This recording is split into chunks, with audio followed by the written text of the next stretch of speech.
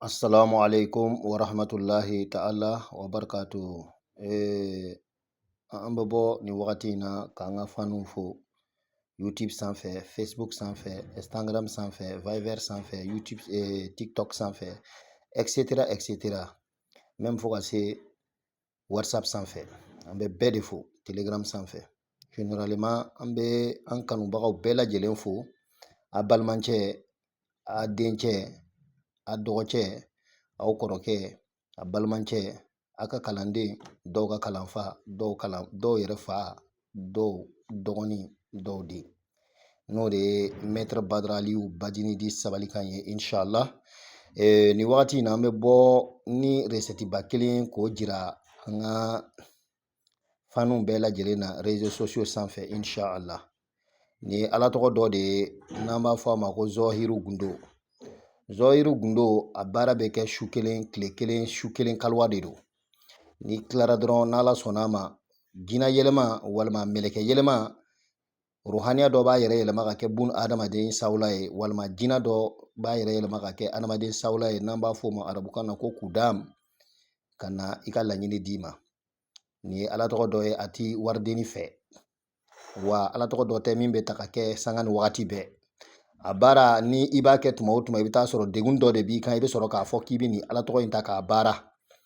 Soit i mako bɛ lu la, lu t'i fɛ, i bɛ location na, gɛlɛya b'i kan, bon wariw tɛ sɔrɔ la, ni ala tɔgɔ nin b'i bolo i bɛ se k'a ta ka ala wele n'a ye. Su kelen dama jira, ala b'i gɛrɛsɛgɛ nafolo la, i bɛ du sɔrɔ, walima mɔgɔ dɔw bɛna lu lɔni tile ta k'a d'i ma, a n'a sɛbɛn bɛɛ lajɛlen k'i ta don.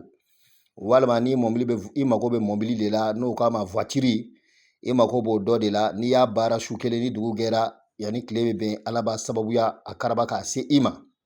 Walima i bɛ fɛ ka kɔɲɔya de kɛ, walima jamako dɔ de bi i ma, vraiment en tout cas wariba ko quoi. Walima i bɛ fɛ ka entreprise dɔ dayɛlɛ, ou bien i bɛ fɛ ka jago kɛ, i bɛ fɛ ka commerce kɛ, wari t'i fɛ, a jigiya t'i bolo, ni ni recette in ta k'a baara bɛɛ ni ala n'a cira sɔnna ma, ala b'o o wariko nɔgɔya i ma bi tɔrifatu ayinun.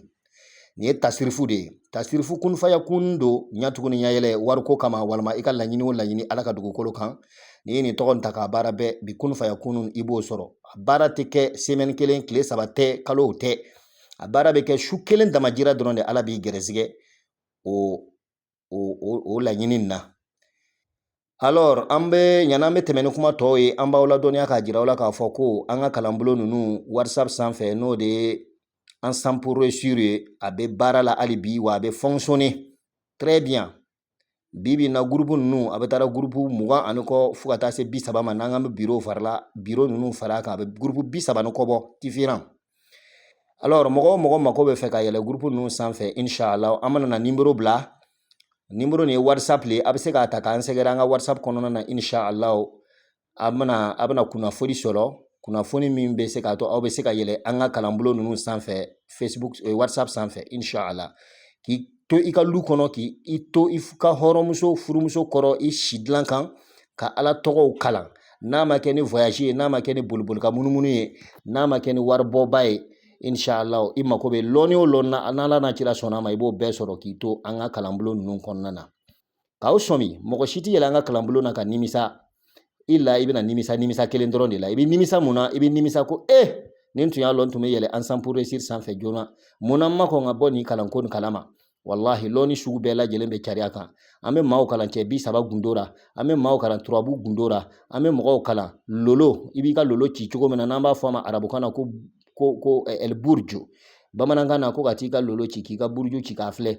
An bɛ mɔgɔw kalan o kɛcogo ɲuman na. An bɛ mɔgɔw kalan kawatimuw bi ci ka bɔ kawatin bɛ dilan cogo minnu na, ala tɔgɔ kawatimuw bɛ dilan cogo minnu na. An bɛ mɔgɔw kalan ala tɔgɔw yɛrɛ la, nuraniyaw na, ani tabdiluw ni samiruw ni batutaw ni tasirifu i n'a fɔ nin ɲɔgɔnnaw. Lɔni sugu bɛɛ, dalayilul kairati ka gundo an bɛ mɔgɔw kalan o ra.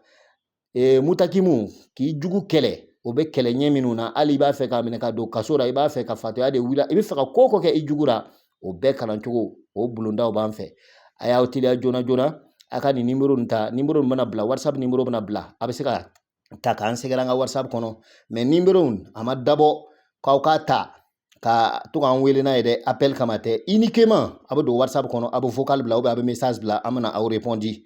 Ni mɔgɔ min y'an wele appel direct ou bien ka don an ka téléphone kɔnɔ ka taa appel video ninnu kɛ, an b'i bloqué. ka bɔ an ka telefɔni kɔnɔ jagoya tɛ donc n'ale yɔrɔ faamuyana alhamdulillah an b'aw dira sabara kana an ka ala tɔgɔ ninnu ta ka mɔgɔw namara n'a ye ka mɔgɔw escroquer n'a ye a ma dabɔ o kama n'o kama tun anw yɛrɛ tun b'a kɛ wari ka d'an bɛɛ ye mais nka an b'a kɛ de ka maaw dɛmɛ n'a ye an b'a ɲini aw fɛ a ye abonné an ka page YouTube sanfɛ ani réseau tɔ ninnu bɛɛ lajɛlen sanfɛ a ye abonné n'aw abonné na a bɛ notification digi pour la cloche tuma o tuma hali n'aw connecté tɛ n'aw nana connecté a b'an ka message n'an ka téléphone vidéo ninnu sɔrɔ aw ka téléphone kɔnɔ aw yɛrɛ ɲɛ n'a ma kɛ ni tɔɔrɔ ye an b'a ɲini aw fɛ a y'an ka ala tɔgɔ ninnu partager parce que pour que an balima silamɛw n'a an balimacɛ silamɛw n'an balimamuso silamɛw ninnu ka se ka ala tɔgɔ ninnu sɔrɔ k'u makow dilan n'a ye an b'aw fo k'aw wale ɲuman dɔn ni ala tɔgɔ ni an bɛna bila savant nuraniya de sanfɛ n'o y'an ka kalanbulon dɔ tɔgɔ ye ka bɛn ntɛnɛndon sɔgɔma inshallah à partir de 10 heures sɔgɔmala ntɛnɛndon 10 heures wagati an bɛna ni ala tɔgɔ ni cari